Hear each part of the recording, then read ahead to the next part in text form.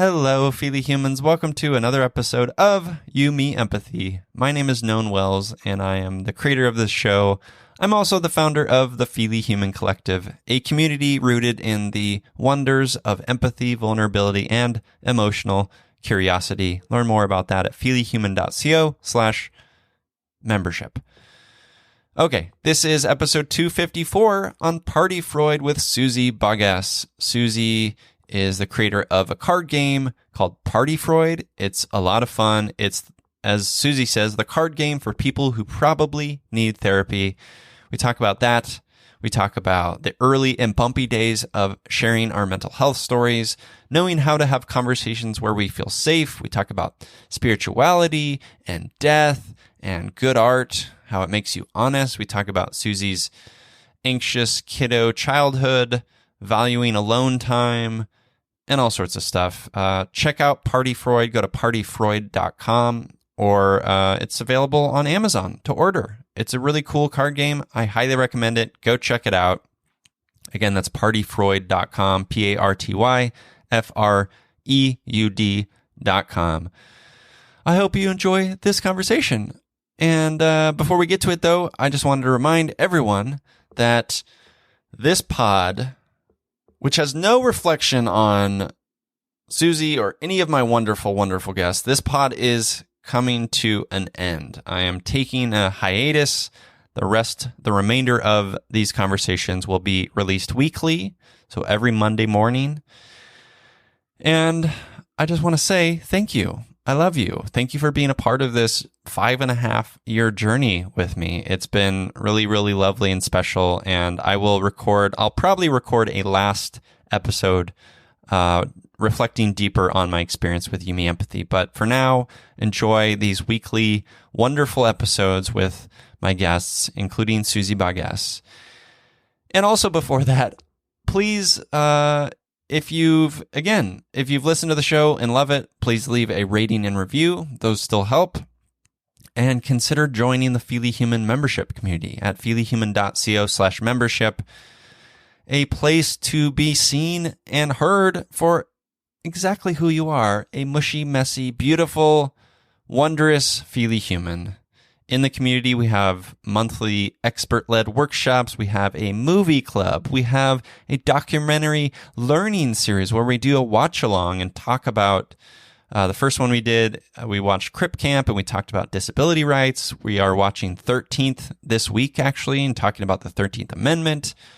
And we have weekly sessions where we talk about various things. It's called Heart to Heart. This week, I think we're talking about recovery. Those are every Tuesday or Wednesday. We have our emotional check-in series, which is twice monthly, where we meet for 3 months and ask each other, how are you feeling? And we learn to listen actively and deeply connect and be witness to the whole of our beautiful humanity and all sorts of other stuff. So there's a free way to join. And there's also a paid way to join. It's $25 a month for all of those things. The paid tier gets you access to all of the events. We do have free events as well, but most of the events are available for paid members. If you can't afford $25 a month, just reach out to me. Let me know. I'll be happy to offer a sliding scale for you. Just reach out at hello@feelyhuman.co. And we'd love to have you join. Again, that's at feelyhuman.co/membership. Check it out. I hope you can join us. I'd love to see you there. Okay, let's get to the You, Me, Empathy episode 254, called Party Freud with Susie Boggess. Enjoy.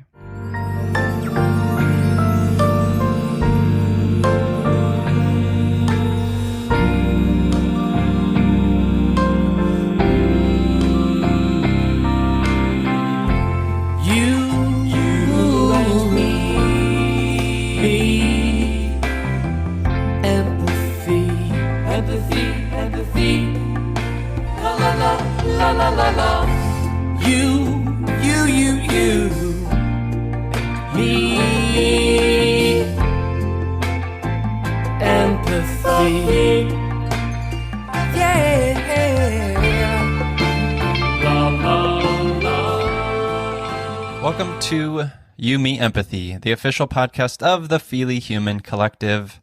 On this show, we explore the struggles, the triumphs, the brights and the darks we face as humans trying to be human on this wondrous and overwhelming pale blue dot. You Me Empathy was created so that we can be witness to our collective humanity through the lens of empathy, vulnerability, and emotional curiosity. We aim to destigmatize mental health, lead fiercely with our hearts, feel our feelings without shame and judgment, and share our courageous stories so that others may feel less alone and more connected as feely humans.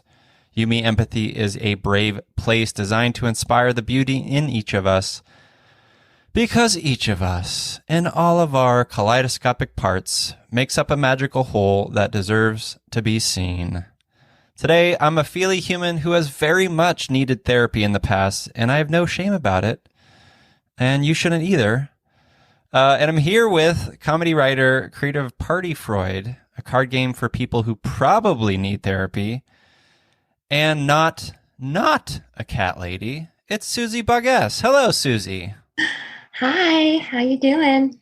I'm doing all right. How are you? I'm doing quite well, thank you. Good to hear. Well, as a longtime listener, first-time caller, you know that we start with an emotional check-in. So how are you feeling? Today, I'm feeling quite well. Yesterday was a different story. And I think I attribute my positive emotions today to talking to you because I am a real fan of this movement and all that you've done. So I'm mostly excited to be here. So I'm happy about that. I'm happy to be here too. Happy to connect to new people. Just, not to make this about me, but I'm wondering what it is about, the movement, about this podcast that you're connected to. Oof, so much. In short, I think that a lot of, if we were to look at the pie chart of entertainment or the pie chart of podcasts, I think when someone hears, if you automatically hear someone say, I have a podcast, you kind of, at least my brain goes to, oh, it must be either newsy or comedy or maybe a murder podcast. And I'm grateful that all of those exist. I dabble in them all. You dabble in murder? I dabble in the murder. Yeah, but what you're doing, sets a really beautiful tone often for my days where I don't want to have to feel performative. It's clearly called You, Me, and Empathy. And I feel quite rejuvenated, I should say, when I hear about how other people are taking care of themselves. And especially when it isn't all just kind of, the highlight reel of people's lives. Yeah. Yeah. Because I think that so often, I've thought about this a lot, so often people who get interviewed for podcasts are only interviewed after they've reached that high mountain or, they're speaking because it's their job to speak about success. Yeah. And so it just feels good because that's, it's just unrealistic to completely only have highlights. That's just not how life works. I love that insight. That's a beautiful insight. And it's how I see this show. It's how I see, I want this and the conversations I have and the connections I have to be a reflection of our humanity. And our humanity is varying levels of, I was actually just having a email conversation with someone who has an interest in being on the show. And I essentially gathered that they, are fairly new in their sort of sharing about their mental health journey. And that's not a bad or good thing. It could be a thing where I need to, I do want to talk to people who are new in their journey, but I also want to make sure that they feel comfortable enough to do so, that they're not going to, damage their progress along the way because, they're talking to a stranger about their trauma. And I think I think that's essential. Like, we need to have those conversations, and we need to be cognizant for ourselves of like what, I'm not saying this person wasn't, but what we can bring, what we can protect, what we can hold on to, what we can share in order to bridge that empathy, you know, to foster that empathy. Yeah, it's stuff I think about all the time. Because you said it yourself, like Instagram can be this highlight reel, like social media, podcasts can be this. And I get people reaching out to the show all the time, like, hey, I did this thing, let's talk about it. And 9 times out of 10, I reject them with empathy, because it's very clear to me that they just want to talk about the highlight reel. They just want to talk about the 5 steps to human enlightenment, the 10 check boxes to wellness or whatever. And I that has its place, that has a value. There's no judgment, and it's a lot messier, a lot more complex than that. Totally. Right? Oh gosh, yeah. Yeah, and I mean, I would be curious. I feel quite fortunate that I've worked with, a few wonderful therapists, but especially these last couple of years with a woman who really taught me to be in touch with myself enough to know how to have conversations where I feel really safe. And where I know that I'm taking really good care of myself while sharing things. And she also, because I'm a writer, we spoke about this a lot, like about how sometimes it's okay to not be ready to share yet. And if, like, I'm a huge believer that good art comes from making you feel really honest, sometimes more honest than you thought you were going to get. But I also believe that, when you still don't know how you're feeling about something, especially if it's like a traumatic event or a difficult life period, there's kind of beauty in taking a beat and taking some time. That just because something happened to you doesn't, it's often, at least I find that taking some time to process is sometimes better than pushing yourself too soon before you're ready to talk about it. Yeah. I think that processing has to happen, right? Because then we haven't done this sort of introspection and work to discern if the sharing is about, or really what the sharing is about, period, right? Is it about gaining sympathy? Is it about building connection? Is it about wanting to be seen? There's so many different reasons, and I think a lot of them are beautiful, and some of them required a little bit more internal work before we go external. Otherwise we might get hurt. Otherwise we might, damage ourselves. I know for me, and I'm wondering it's for you as a writer, a lot of my early mental health journey before even therapy was writing, was just the kind of messy, a lot of times drunk, that was who I was back then, but like a lot of messy, just kind of writing and introspection and a lot of writing that was just like really, really dark fiction that I wouldn't share publicly ever, ever, ever. But it was just like, I needed to write about it because I didn't know how to write about my mental health. Right. And it was just like, oh, I'm writing this character. He's me, but I'm not going to tell anyone that, Totally. Do you relate to that? Oh my gosh, do I ever? I mean, yes, I've written plenty of things that haven't seen the light of day because I had the good sense not to share.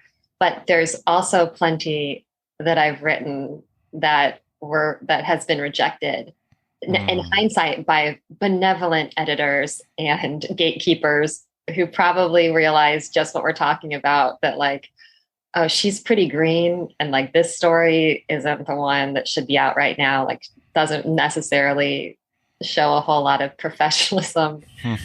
So sometimes I'm quite grateful that especially my early, more emotional stuff was rejected as harshly as it was, because it was not ready to be shown anywhere. Yeah.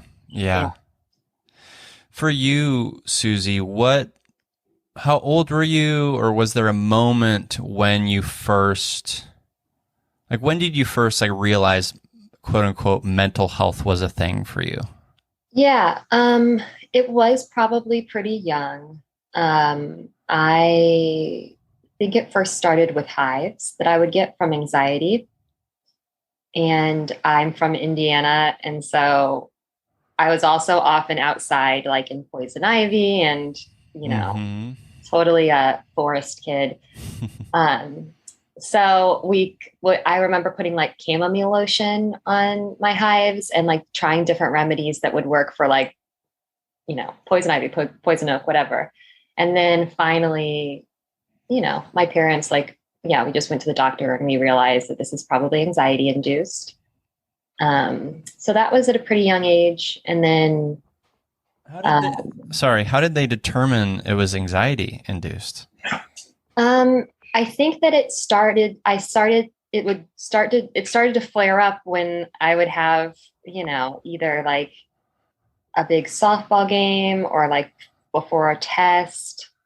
I remember once I was like in the grocery store and somehow randomly my mom looked at me and she was like, "Oh God, it's happening again." Oh, wow. And when you're just a kid and you don't understand emotions and, my brothers weren't, I have two brothers, they're not as sensitive as I am.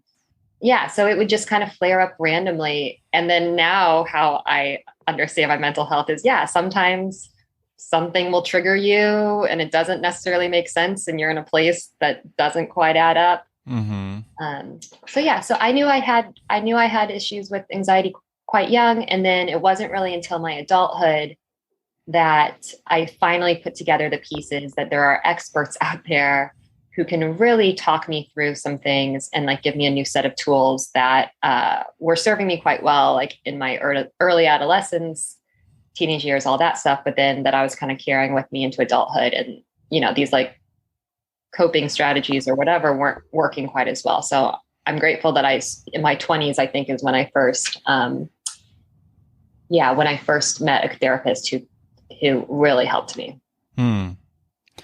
Talk to me a little bit about if you can recall, like the feeling of, because I can imagine like you're a kiddo, you're having anxiety, you don't know what it is, and then all of a sudden you have hives.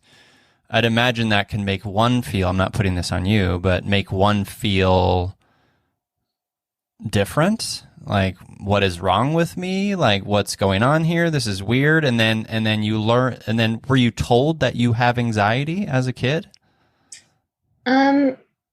Maybe. I'm like trying to remember. To be perfectly honest, there was a part of me that felt a little bit grateful to have this physical manifestation of all of these intense feelings that I had inside, because I had a feeling that my feelings were more intense than other people's. And so sometimes you worry that you're making it up, or maybe you're worried that maybe you're more of a baby than everyone else because, at least for me, like I'm a little more introverted. And so I would kind of observe how it didn't seem like other kids were affected as heavily by things as I was.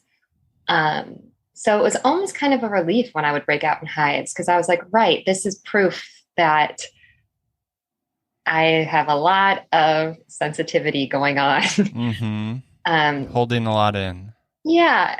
And again, I was like always outside and dirty and playing sports and stuff. So like I wasn't embarrassed by like the physical symptoms. I already had bruises, and I didn't care what I looked like in that sense. But so yeah, in a weird way, I would be lying if I said it was mortifying. It was kind of almost more validating.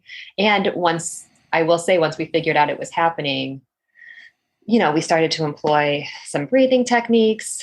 And like, once I realized we started to figure out ways for me to have them less often. So that helped.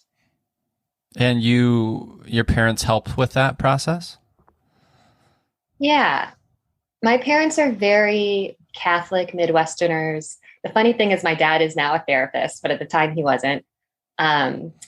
And yeah, they just wanted their kid to feel happy. So they'd be like, "Oh, you're freaking out right now, honey. Take a couple breaths. We're good." It Mm. wasn't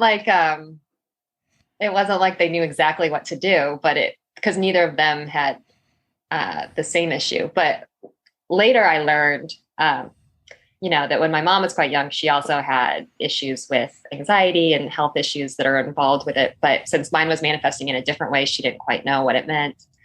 But yeah, I got to give credit where credit is due. I think my parents were appropriately like, "Oh yeah, that's not normal. You shouldn't feel that way." They didn't know exactly what to do with me, but they did validate that, like, "Oh yeah, you got like highs on your neck. This isn't, you got to kind of be easier on yourself, sweetheart." Mm. In a way that I found, yeah, I think that it was. Did we find a cure the next day? No, but did I feel like seen? Yeah, That's nice. yeah. And you mentioned that like before games or big events, like what else would trigger that anxiety, and what were you worried about? What wasn't I worried about? Like, I keep remembering this time that I went to the grocery store, and I think I was maybe nervous I was going to see a boy I had a crush on. Hmm. And then I think I was nervous that maybe like my outfit wasn't great, or like my hair was messy, and more serious things, I'm sure. Like, all of it. You're young, my parents were going through financial stress. I had two brothers that were like both really rambunctious and way wilder than I was. I mean, the whole gamut Mhm. made me nervous. Just a high anxiety kid. Yeah, I guess so. Yeah. I think that then, and I think now too, and I wonder if you feel this way as an artist, like I knew could have a lot of anxiety and I experienced it, but because art has always been such an escape, it's like I almost think that while I did experience a lot of anxiety, I also started to develop these really, in my mind, beautiful ways to escape and experience real joy and bliss in ways that I don't know that other kids didn't. Maybe this is called like just experiencing the full spectrum of emotion. Mm-hmm. So it wouldn't be fair to say that my childhood was like anxiety ridden, because while it was, and I had those moments, I also, was given a lot of time outdoors to like dream and play and develop stories in my head and do gymnastics in the yard and make up dances. And so I was fortunate to kind of to have both, like to experience kind of the range, I guess I would say.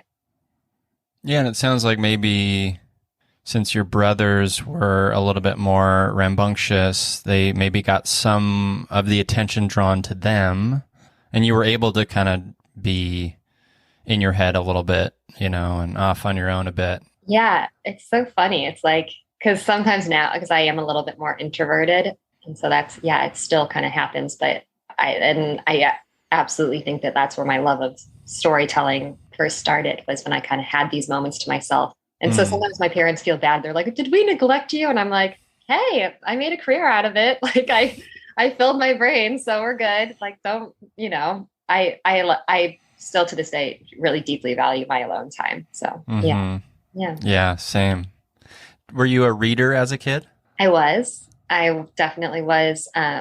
Not like, I have a ton of blind spots now still, when it comes to like the classics, but we had this tiny lake cabin that we like, truly a cabin. It's like glorified camping when you're up there.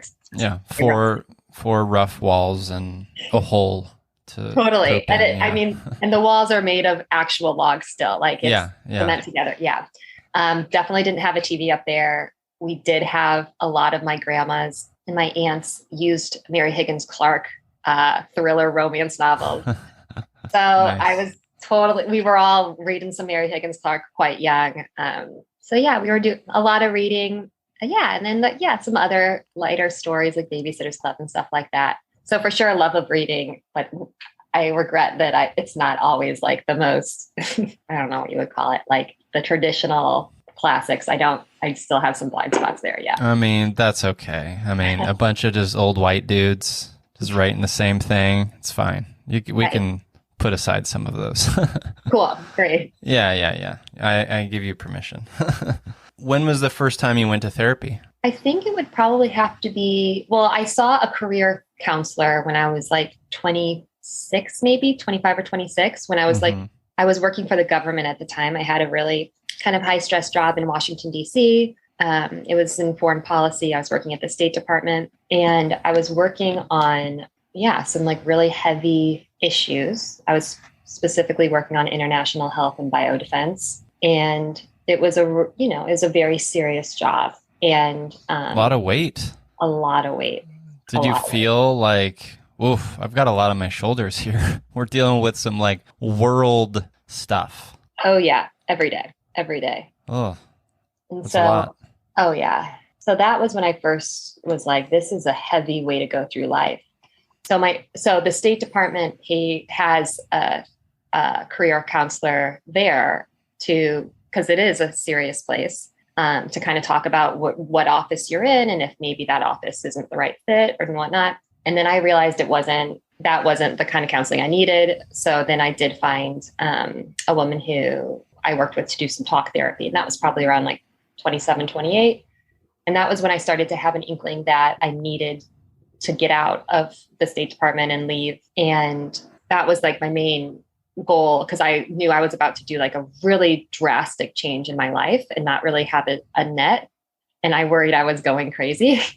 So I wanted a professional to talk through it, because I was thinking I was about to blow up my whole life. And I did have a professional to speak with, and I did make a really big change in my life. And I'm so grateful that the woman I spoke with really validated my feelings and helped me understand that where I was had been a good fit, and then it turned into not being the right fit for me anymore, professionally and lifestyle wise. Yeah. What a good lesson that is, to allow yourself to change, essentially, right? And shift what you're interested in. Yeah, this is all, you can call it, your intuition, the Holy Spirit, the higher power, whatever. But I knew I had like this kind of deep knowing that I had to make some changes, and that I would always feel like kind of an imposter if I kept on that path and never pursued the sort of ambiguous at the time feeling that I needed to be more of an artist,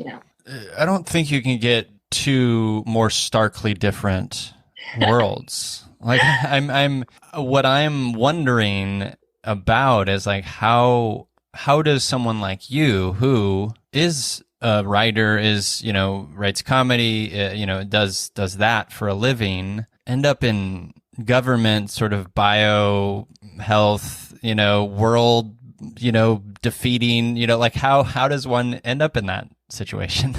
I know. I mean, they seem like such wild contrasts, but I swear it made sense at the time to me. Like, I didn't grow up traveling a whole lot when I was younger, and I dreamt of traveling the world once I could afford to. I definitely could not afford to right out of college. So it was really attractive to me to work somewhere that would potentially pay for me to travel internationally. Okay. Yeah. And then also, like, I'm a deeply feeling human who at the time was like in my early 20s, who thought that I could this is so humiliating, but I like thought that, by working for the government, I could help people everywhere by promoting democracy, because I really deeply believed in it. And then that's not silly. That's beautiful. Thanks. That's aspired. Totally. Yes. And a lot of people at the State Department, I do that every single day. And, in other countries, like, so many people are doing phenomenal work there. And I also didn't have confidence in myself that I was really that good of a writer. So but I was deeply interested in foreign policy and political science. I think mostly just because I'm interested in people and how people relate to each other, and then the implications it can have on everyday life. So then I ended up staying for so long, and I worked a lot with other countries traveled a lot. It was great. And that's where I really learned to write. And so I didn't even realize how much I wanted to write funny stuff at the beginning until I started writing such serious stuff all the time. And then I would like try to slide jokes because I would write speeches a lot and like these, serious papers. And I would like try to put some puns in there or whatever. And they would just be like red lines, like, no, like it wasn't the place. And also like, I get it. I was working on infectious diseases of pandemic potential. Like like my humor is a little dark. Like it probably wasn't right. And we're all going to die. LOLs. Like, right. I mean, like, I'm here for it, but yeah, you know what I mean? I'd imagine the suits would not be. Yeah, exactly. And like, it's a tonal thing, if the person who's giving the speech it wasn't the right place. But, and then I would also like make these presentations, to the Department of Defense, like to very serious people about very serious things. And I would accidentally crack jokes in the middle, probably having to do with like how morbid it all was. Some levity, providing some levity, trying to. Yeah. And I don't even know if I was trying that hard. It was more like, you guys, if we're going to talk about this, like, oh my gosh. And so then that's when I kept accidentally being funny, that's when I was like, oh, I think I might like naturally be better at that. And then I saw some of my coworkers just doing like phenomenal things that were specifically related to, foreign relations or infectious diseases or whatnot. And I realized how great they were at it. And then how I was like, fine, but I was also just better at writing lighthearted stuff. So I kind of had to listen to that.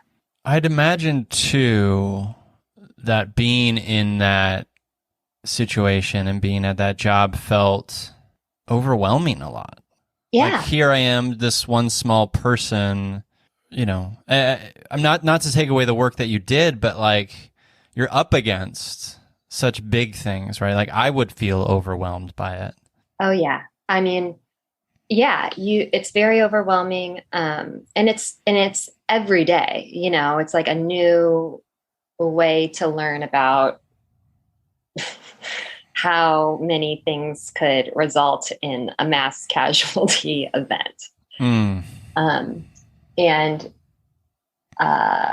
It was very heavy. It was very, for me, especially as like such a sensitive person, I could feel myself as like a survival tactic starting to numb out a bit. So I would be in these meetings, and those of us who had been working on it, because I was there for almost 8 years altogether.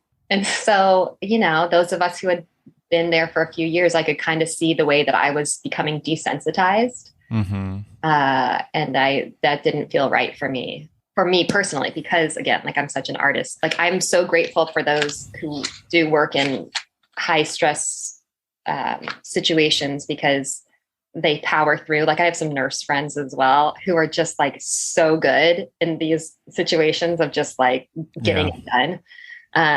And so thank God that we have so many people who are able to do that. Like basically all healthcare workers, a lot of people who work in anything that's, that work. It's great that they exist. I personally am an extremely feely person. So I was so pleased to do it for a long time, since I do feel like I'm such an artist.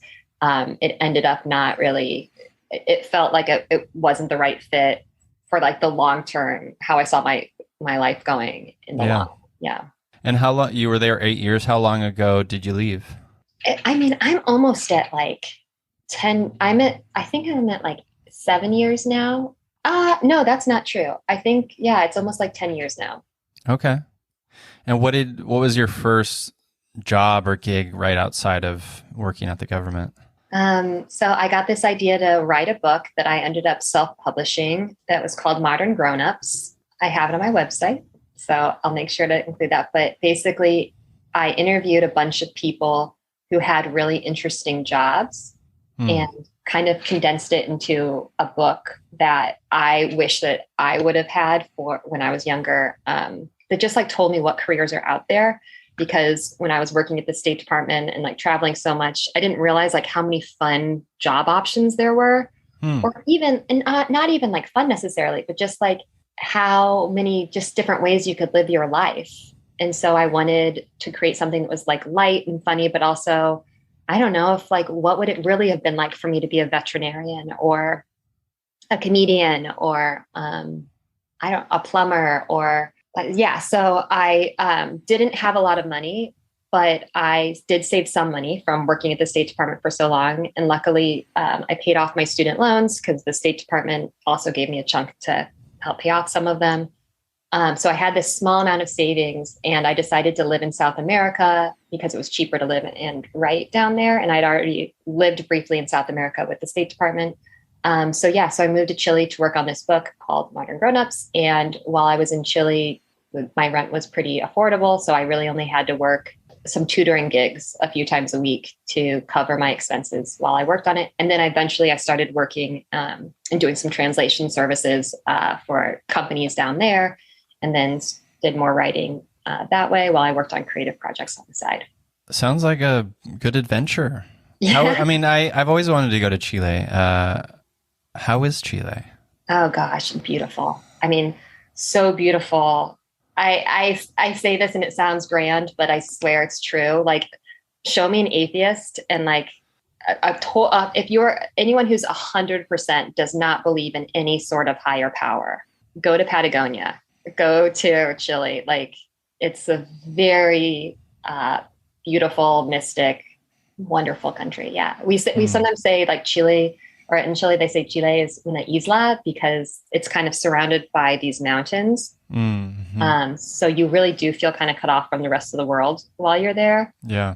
And for me, since I had so much government and so much news, and I also volunteer on political campaigns and like so much, I was so in it when I was in DC. And so it was so nice to move to a country that like values nature and like family. And it was just a really nice, total opposite of what DC was in a really beautiful way. So it's a really cool country. Yeah, I'd like to go. Are you a spiritual person? I am. Okay. What does that mean for you? You know, I was raised traditionally Catholic. I'm no longer a practicing Catholic. I don't know if it would be called like Buddhism light. I think I'm probably like what they call agnostic, but I meditate very regularly. And when I do that, I try to kind of get in touch with, I guess, the higher power, or like I kind of think it's basically love is what I believe in the most. Mm-hmm. And so I'm constantly like trying to put practices in place and like make sure that my values also are aligned with that sort of spiritual purpose that I see. Love being the sort of the overarching or the thing you're striving for or holding. Exactly. And like how am I as a part of all of this, the rest of the world? What are my unique gifts and talents where I can be the most loving? That's kind of what I always go back to. And when I was living in Chile, I hadn't yet started. I've been doing kind of yoga and I was just like learning about different religions and whatnot. And I ended, right now the dogma life isn't for me. But yeah, I feel really spiritually connected as well when I'm in nature. And because Chile is so beautiful, and like there's the gorgeous desert in the north, Patagonia in the south, the beach, mountains, everything. It's also a country where there are a lot of deeply religious people. It felt like a very spiritual place for sure. So I am someone who was raised evangelical in an evangelical home and kind of shifted away from that. Never felt completely comfortable with that, especially the way that my parents did it. So I feel the way that I was raised feels a little bit like there's not a lot of space sometimes for the sort of curiosity, the nuance, really empathy is what I'm saying. So I guess to you, like, how do you feel like that framework, this light Buddhist, this sort of love, this connection to nature impacts your own capacity for empathy? I love this question. This is a really good one. Yeah, I think it all just feels so personal when I know that I can commune with the spirit or source or God or love or whatever you want to call it. I take a lot of comfort in knowing that I can do that through, nature, but also through meditation. I guess that, like my overall feeling is, for me personally, I believe that like religion exists for a lot of people for many reasons that are beautiful, that involve seeking community, wanting to live like Jesus. I guess that personally, the dogma stuff and like the power and the ways in which they don't support the lifestyles of people that I deeply love, that just doesn't work for me. And another thing that has been really nice about like my finding my own spiritual path is just like how personal it feels, and knowing that I don't have to go through the hierarchy of anything else to have like a deeply spiritual moment. Because at least in the Catholic Church, you're very much taught that you have to go through a priest or through the sacraments in order to, commune with God. So I'm just grateful because I feel like I have developed practices to tap into that without needing the reassurance or like the stamp of approval from some person in a robe who someone else said is an important person to it's just, Yeah. The fewer hoops to jump through, and it feels more equitable or accessible, the way you're describing it. Yeah, I think so. I think, and it's, everyone's on their own journey. So are they? I'm just kidding. Yes, I know. I know they are. But aren't we saying that our journeys are better? I'm just kidding. I'm just kidding. I know. I mean, my journey feels pretty good to me, but I don't know. I think it would also make a lot of other people nervous, because no, I know because it takes a lot of reassurance, like that, since I'm not like getting a pat on the back from, it's scary to some people. I get it.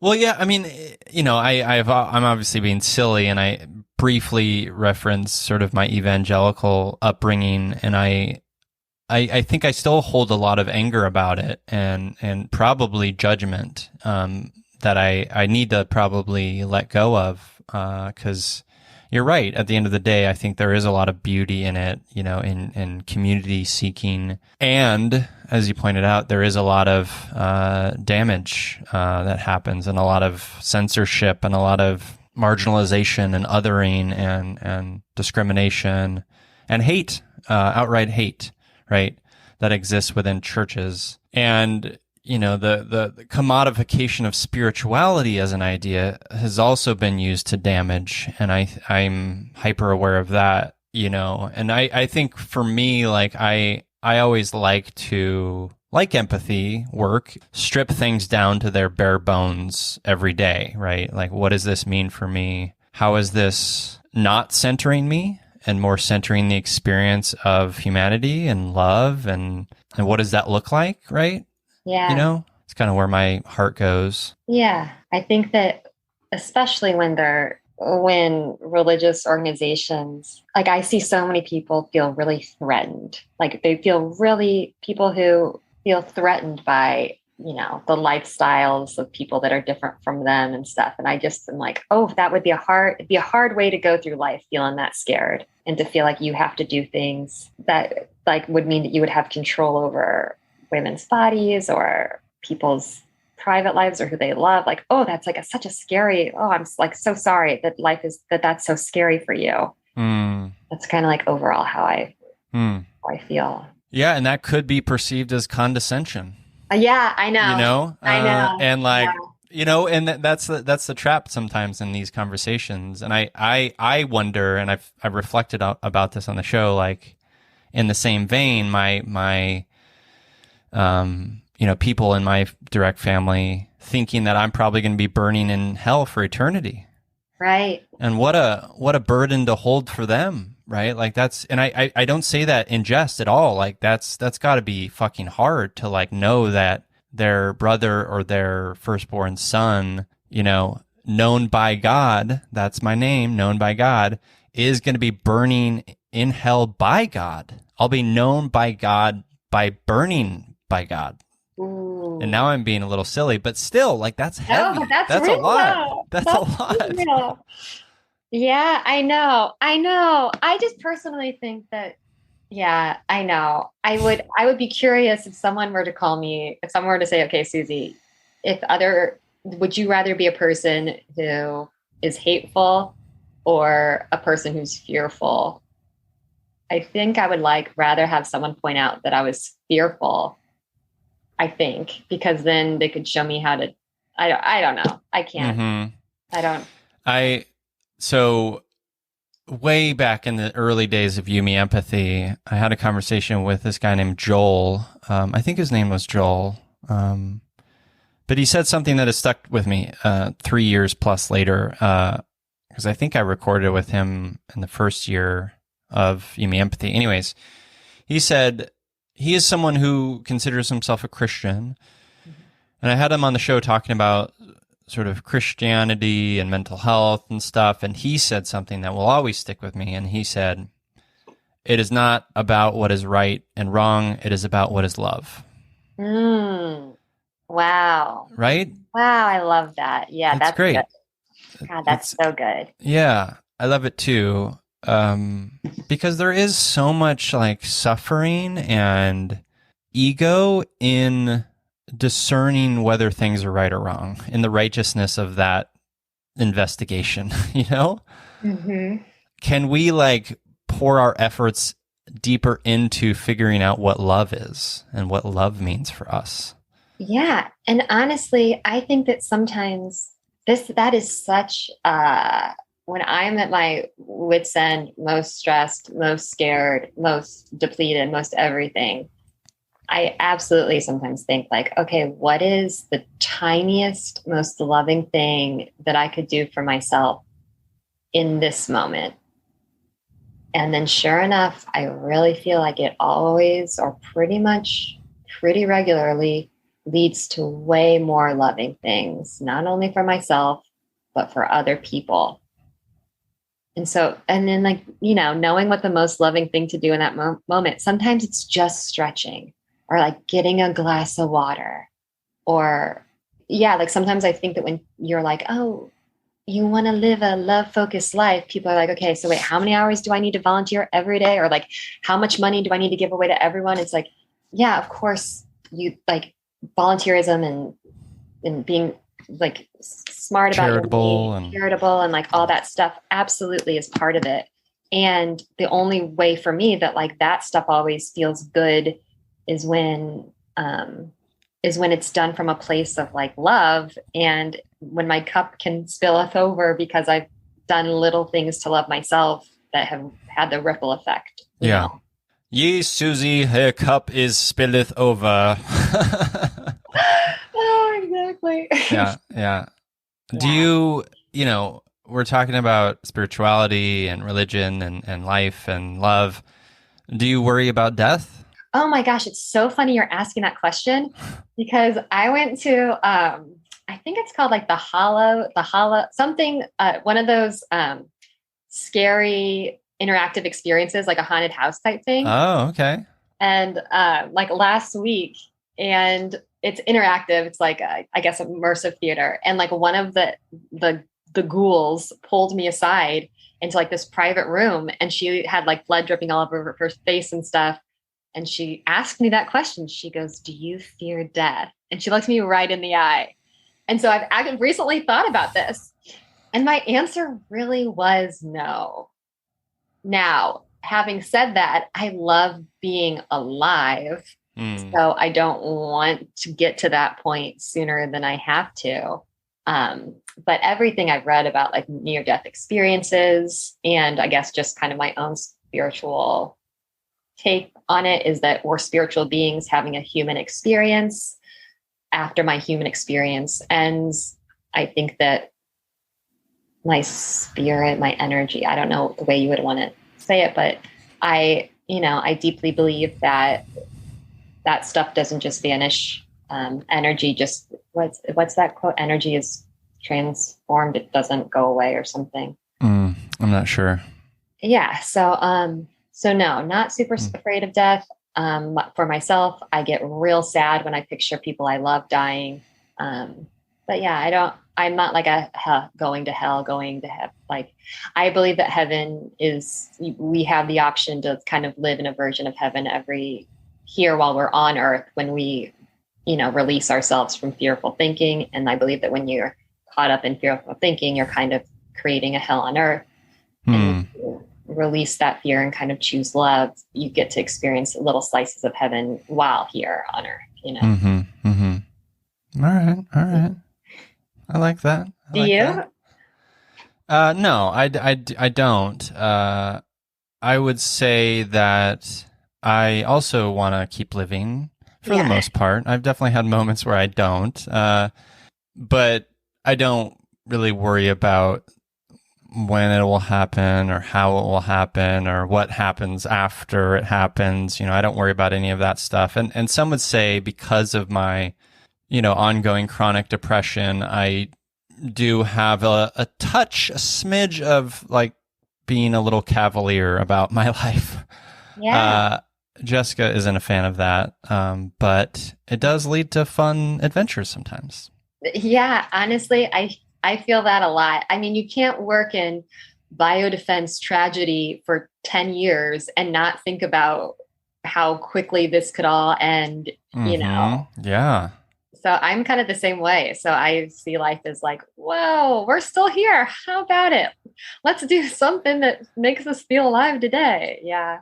Yeah. I mean, you're an anxious person. I'm definitely an anxious person. I do get overwhelmed a lot about a lot of things. And I do have to remind myself often to like, all right, come back to yourself, come back to your body, like breathe. Like this isn't the end of the world, but it could be. And that's okay too. Like I do have to like, especially as I want to do good things in the world, and I do want to make an impact in profound ways, and up against some hard things. I have to remind myself that it's not, I mean, the cliche is it's not a sprint, right? It's a marathon. So it's a marathon of love. Yeah. And I think one thing that my most recent therapist has like done a really good job for me, like in knowing my anxiety, is she's so good at, she just really soon after we started working together, really underscored how by my getting more in my body and like engaging more of my sensory experiences, it's a great way for me to sort of, like kind of, I guess, alleviate anxiety at least. Yeah, it really does. So I totally have tools in the toolbox, and anyone who's listening, I don't know if this helps anyone, you may already know this, but that I think has been one of the coolest things about taking my anxiety seriously, is learning how many things that you really can do to help. That being said, when I'm in a real, anxious or depressive state, sometimes you just the clouds have come. We got to just wait this one out. There's not really any sort of like, you just got to wait it out. But like in little moments where the anxiety isn't totally overwhelming, for me, it's like essential oils, dancing. I do a lot of things to engage my senses to get out of my head, because I know that my particular brain happens to be more prone to anxiety than other people. So I just got to employ a few more little tricks than other people do, Yeah. And I imagine writing helps alleviate some of the anxiety. Oh my gosh, does it ever? And the other funny thing that happened, that I wonder if you've ever experienced this, is so I take meds to treat my anxiety and depression. And I also did the thing where, sometimes they have some side effects. I wasn't sure if the pros were outweighing the cons. So I went through like a year where I wasn't really on anything. And writing was for sure like a big help. And the moment that I knew I should get back on my meds was because I keep this folder in my computer of my different essays and stuff that I write when I'm having a hard time. And I put a title on them anyway, because that's just how my brain works organizationally.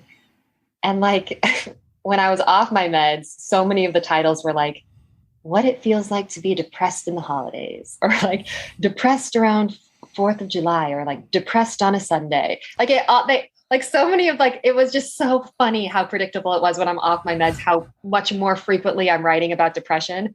And It's then also like, funny how like still like clickbaity those titles are. oh, I know. Oh my God. It's so true. You're still like following a format. Like mine would be like, fuck this shit forever. We're all gonna die. You know. Oh my gosh. Yeah. I mean, don't get me wrong. Some of them are for sure that. But I also was like, that was something that really helped when I was trying to decide if I should go back on meds. And then when I saw that I had this, like, because when you're out of a depressive state, you don't really remember. I don't know about you, but like sometimes when I'm out of it, like a survival tactic that I have is not thinking about it too deeply and hopefully kind of forgetting about those dark periods. Sure. It's like to have like a log and be like, okay, honey, you can either go through another year where once a month or however long you have to wait it out for a few days while a cloud comes, or there's actually medicine that happens to work well with your body that, and like, this is what I believe, like, I don't judge anyone for what they decide with their meds. I swear, if you want to do it, great. If you don't want to do it, fine. Like, take meds, don't take meds. It's all your call. Sure. Personally, I have decided that my life is just better when I'm a little medicated. And I believe it helps me to live a fuller life that's more aligned with the loving life that I care about. So I'm and I like talking about meds because I think, especially as I run this business now, I'm really trying to get people to understand that, it can be such an asset, and you don't have to be cowering in the corner and ashamed to admit that you need a little help. Truly, and it's loving to be your best advocate, right? So figuring out, like for me, my body doesn't work well with most medications, and so I paid $300 to get this gene site test that I highly recommend folks do if you're struggling to find something that works for your thing. And what it told me was that it confirmed that most medications don't work with my particular body and makeup, but the ones that sort of do are clear, and I could try those. And that's how I found my antidepressant Vibrid that sort of works. But yeah, it's like that type of inquiry is an act of love for ourselves, right? Totally. And my therapist always says that, I feel like I keep talking about her, but like she definitely uses this term mosaic. I don't know if you've heard that, but like mental health is a mosaic. And, for me, it's a little meds, humor, friendship, connection, exercise, sunlight, healthy eating, meditation. Sure. But it's just kind of one of the many tiles that helps with the mental health. Yeah. Love it. Well, you mentioned the business. Tell me a little bit more about that. Yeah. So I have a card game, and it is called Party Freud. It's a card game for people who probably need therapy, which is everyone. And I created it with the help of a lot of my really funny comedian friends and writer friends. And overall, it's kind of just this game where you pretend like you're each other's funny therapist with other friends. And you give each other advice that is maybe, not exactly like the normal advice that you would give to someone who is experiencing what we call a modern day ailment. So like an example of a modern day ailment is like what to prescribe your friend who acts like a roly-poly bug every weekend night. And then you can say, a wink and a kissy face, a glass of warm milk and a gentle stroke on the cheek, a consensual ass grab. Okay. So it's kind of silly and it's funny. And I feel really proud of it. We launched it like after about a year of development, doing a lot of test games, we did a Kickstarter campaign in 2021. We raised the money, and then the games just arrived a few months ago from overseas, and now we're selling them online and in some small stores, and hopefully with some really one big retailer we're really excited about soon. So it's like this game that is meant to kind of champion reaching out to your friends for support. I did work with some therapists to create it, but I don't really put that on the box or anything because it's not therapy at all. Right. But I was quite intentional in making sure that it was a game that wouldn't cause harm and that would celebrate, reaching out for support and laughing together, and also just kind of normalize conversations around like, oh yeah, maybe a little help for some of these things that like, it's not that scary. Yeah. That's cool. And, I love that it's a game, like a tactile game, right? Especially, for me, like, as I think about it, like, I've been lonely, like, I've been craving connection as a human, especially kind of being in a pandemic, right? Not seeing anyone, still an introvert, but like, still very much feeling like I want to connect. And, a game like Party Freud can be a good way into that, right? Yeah. Gosh, I think so many people feel that way. And I definitely feel that way. And I also noticed, I made this game at the very, very, very start of the pandemic. I was working on it. And in large part because I was seeing a therapist that was so great and she was hilarious, and my dad's a therapist and he's very funny. And I also noticed that like a lot of my friends, especially my guy friends, just like my friends who were who hadn't really ever sought professional mental health, like they were really excited when I would drop a little knowledge that I learned from my therapist. And then like, they were all like, God, I wish that I had, like, does she have any appointments open? So then I started to see like, oh, everyone wants to connect a little bit deeper, a little bit more deeply. But sometimes, it can just be really scary for you to be the one who brings up something about like struggles dating or struggles in your job or whatever. And for me, like humor is such a healing, tool. And it's not just for me, like science shows like the wonderful power of laughter in relieving stress, also like having better health outcomes, like all of that stuff, like laughter, there's that quote that laughter is the best medicine, but really, I mean, if anyone's curious, like Google it, like it's crazy how many good things laughter does for your body and for your spirit. So like I wanted to create a game that kind of helped bring people together to fight that loneliness, but that also, gave us an opportunity to laugh together as like a healing, a mechanism for healing for sure. And then that's something that's been really cool with the game is I've also gone into offices and I will play them with coworkers that don't really know each other too well. Play it with coworkers who don't know each other too well. And it's, it's so beautiful to see the way that people do open up when they're physically next to each other. And I'm not trying to act like I'm some like hugely anti-metaverse person, but I'll just say I'm a metaverse skeptic, to put it lightly. And I absolutely think that more people are kind of catching on to that. But to step from behind our screens, sometimes you just need a little something that makes it easier than just like sitting directly across from someone and saying like, okay, I know that everyone wants to open up here, but like, who wants to start? No, like, let's talk about like for my game, for example, we talk about like cheap foods that make you feel like $1 million. And if you can just talk about like, for me, sometimes it's like a donut or Doritos or whatever.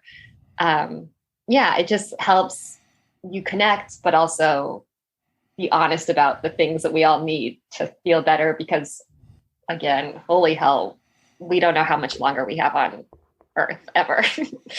Yeah, that is the truth. Well, it's great. I was able to play around with it a little bit this morning looking at some of the cards, and it's fun. You know, you graciously sent me it's like a substantial thing. I didn't realize how big it would be. Yeah. 420 cards apparently. It's true. I wanted you to be able to play it, like people to play it, you know, at a big Thanksgiving. It's for the original game is 14 and older. We have a not safe for work expansion pack that's 17 and older. That's not what you want to play with your relatives. But yeah, you can play it. Who says I can? I'm gonna do it despite you, Susie. Oh my gosh, I would love it. Actually, I do have some friends that 100% played it with their in-laws and their relatives, and they told me that not even like.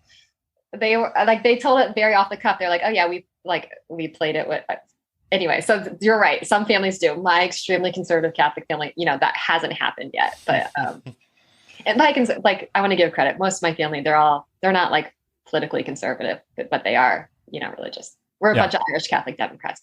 I don't know why I felt the need to say that. No, it's cool. It's fine. Yeah. Context matters. Well, I think it's very cool that you created a game. I think creating anything in this world is great, and it's hard. It's hard to do. So, you know, congratulations for conceiving of it, making it, and building it, getting it out in the world. It's really cool. Thanks. Yeah. And I want to kind of build on that. Like, I don't think that people realize how much in our life is already kind of gamified. Like, especially with social media, like how you're kind of constantly competing for like more likes, or like, I think like by making this game, you know, the cool thing about games is like you can step out of whatever's going on in the world and just only focus on the rules and the structure of hanging out with your friends and whatever's going on with the board or the cards or whatever. But I really would, like, since I've started to realize that, like, whoa, sometimes I use like my social media as this weird tally to see if I'm doing okay. Sure. Just me like recognizing that of like, how many things am I gamifying in my life? Like, oh yeah, how many likes I get on social media. Sometimes it's like weirdly, like how many emails I get in a day. So that sounds terrible. How many emails? I know, but no, like there are times when if I don't get an email over, like, I'm not proud of this, but like, I think that something in our culture makes us believe that when things are constantly coming at us or people are constantly engaging with us, that means that like we're winning somehow. And so just creating the more space to understand that like, you don't need anyone to be giving you tallies or coming at or whatever. And that there's been like a shift in my thinking about why I'm trying to constantly get this like approval or attention, if that makes sense. It makes sense. And I think about it a lot. And part of why it's so tricky and hard is because, you know, our brains are dumb, and we do want to fit in ultimately. We do want to be seen and heard ultimately. And some of the tools that we use, i.e. social media, can be just mechanized to create deficits, you know, eternal deficits. And that's why I don't like it. You know, I like it in some ways, but that's ultimately like, I don't want to come away from a thing feeling that I'm less than, or that I'm pitted against someone else, right? That's not the reality of the world. And so part of it is like, from my perspective, is it's a little bit disrupting the systems. And one of those systems is capitalism, being the system that sort of values our doing and our achieving in ways that is very, very toxic. Mm-hmm. And what makes it complex, right, is like, you made a game, right? Mm-hmm. You know, you created a product, right? Mm-hmm. Which is like part of the system, right? Part of the lens. You want to get it out in the world. You know, it's this product that you care about, and you want to sell it, and that inherently is sort of, to me, in my mind, it's like, ooh, that's tough. And like, you know, I want to live in this utopian world where we don't have to buy and sell stuff, and maybe we'll get to that. I don't know, but the reality is like, within this space, maybe Trojan horse is that you created this game that allows us to shed some of that and connect on a deeper level and allow space for our shared humanity and our fallibility and the beauty that lies within all of that. And that's the force for maybe the collective force that helps us bring the whole shit crumbling to the ground. Yeah. I mean, I hope so. I also think, I mean, maybe, yeah, if I'm being honest, like totally, I hope that. And then I also, I worked in government for so long that it was important to me to have a company and not just to have someone else publish it, because I do believe that the way that we've been doing capitalism, most companies, I should say, the way that they've been doing capitalism has been pretty irresponsible, not necessarily always because people are evil, but often because there hasn't been a good model of a company. There haven't been enough good models of companies that deeply care for their employees, deeply care for the environment, deeply care about, the impact on the world. And it's cool that I've been working with these, I don't know if you know what like a B Corp is, but yeah, like I'm deeply inspired by people who have created businesses with really cool missions and kind of can lead the way and show other companies, look, we're a profitable, quote unquote, successful business. And like my game, it doesn't bet on the least common denominator for success. There's no low hanging fruit with Party Freud. Like I believe it's a game that does make people feel really good when they play. And I believe that we're going to be able to donate a lot to mental health charities through the sale, a percentage of all our proceeds go to mental health charities. And also I believe that there's a way for me to create a really sustainable living, like a really sustainable salaries for all of my employees. I believe that people that maybe right now they're working for a company with a mission that they don't believe in, I believe that maybe they might be more aligned with Party Freud's mission, which would then help them lead fuller lives. And I'm just, I'm a new baby business owner, so I'm learning about all of this, but it is important for me to learn about this world of capitalism because my hippie heart has always been so skeptical of it. And so far what I'm finding is I'm being introduced left and right to entrepreneurs who care so much about having ethical companies. And it's even more inspiring to me because I'm realizing there are way more of us than I thought. And we're also like willing to help each other. Like it's a beautiful community. So maybe I'm the Pollyanna, whatever, but I feel like there is a growing community of business owners who are like very aware of how unethical practices have been in the past, and they're really excited to make them more ethical going forward. Yeah, I have many thoughts on this, but I think now is not the time. I appreciate that. I do very much, and I'm excited for you. I'm excited for Party Freud and how it can be used in workspaces and in home spaces, and it's cool. It's fun, and we're going to plug it in a moment. But first, let's talk about our empathy heroes. Yes. Yeah. So my guest, Susie, and I will mention an empathy hero in our lives. I will go first. My empathy hero this week is Yumi Sakagawa. Give them a follow on Instagram. It's at Yumi Sakagawa, YUMISAKAGAWA. They said this: healing your shame is not about fixing yourself or making yourself more worthy, but correcting the misconception that you are an error that needs to be fixed in the first place. Yumi does a lot of stuff around shame, and I really appreciate their work. It's very empathetic. And Yumi Sakagawa is my empathy hero this week. How about you? Love that very much.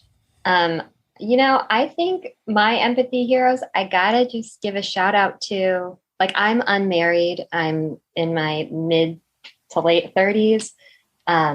And I just have to say, all of my friends who I think, there was this great quote that I saw the other day that made me feel so seen. And it said that this is a Rupi Kaur quote, who's a great poet on Instagram, as much as, on all the things. She's just supporter everywhere. Yeah. And she said, the love of family, friends, and community is just as potent as the love of a romantic relationship. So I just got to say to all, like, there have been so many times with this game, with my mental health stuff, where my friends, married, unmarried, whatever, have just like stepped in and figured out a plan with me and been there. So I kind of just want to underscore like just the power of friendship and community, specifically my girlfriends from high school, especially, just for really holding my hand and like allowing me to really come to them when I'm in low points and to make me feel like I'm not alone. Those are my heroes, I'd say. Good for you.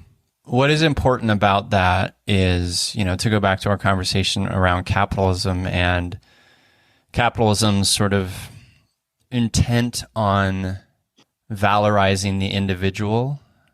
Mm-hmm. And in that valorization, the sort of forgetting or bypassing all of the support we've had along the way, right? That we've all had, that we all need.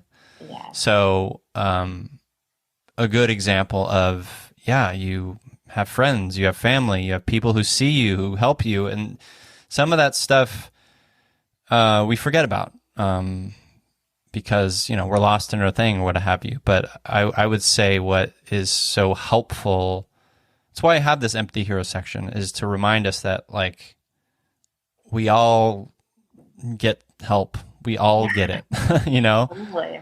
along the way. Yeah. Well, Susie, where can the listeners, the Feely humans out there, connect with you, order Party Freud, all of that stuff? We are at Party Freud on all socials. We are selling it right now at some stores in Los Angeles, including the Daily Planet. We're also on Amazon. And I'm grateful that, it's been a great platform for us to reach a wider audience. Soon, hopefully, we'll be in I'm finishing paperwork to go to other retailers soon. But yeah, I would say Amazon is where you can find us. And hello at Party Freud. Oh, I also do a weekly newsletter. We call it Party Freud Living. That is pretty fun. And it's like, and I add like new things to try every week, a quote of the week, funny finds. It's a Friday weekend, like start the weekend fun energy thing that we have a cool community where people also write in and suggestions of what's helping them feel good. Or sometimes it's a murder podcast. Sometimes it's a drink recipe or whatever. So you can sign up for that on my website, which is partyfreud.com. Amazing. Well, those links will be in the show notes at feelyhuman.co. Susie, thank you for being a part of You, Me, Empathy. Thank you so much, Nan. This is a wonderful, wonderful experience. I'm happy to hear that. And to you listeners, as I always say, I'm here, you're here, we're here together on this wayward, overwhelming, awe-inspiring, pale blue dot. We have each other. It's You, Me, Empathy. La,